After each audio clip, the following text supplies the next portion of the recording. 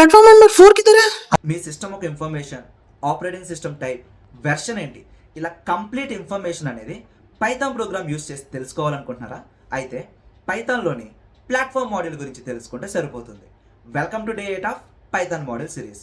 ఈరోజు మనం ప్లాట్ఫామ్ మోడల్లోని కొన్ని ఫంక్షన్స్ గురించి అయితే ప్రోగ్రామ్ ద్వారా తెలుసుకుందాం.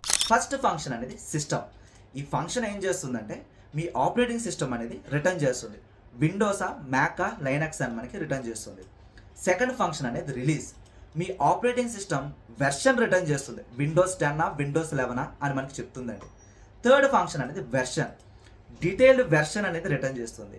ఫోర్త్ ఫంక్షన్ ప్రాసెసర్, మీ సిపియు ఒక ఇన్ఫర్మేషన్ అనేది మనకి రిటర్న్ చేస్తుంది.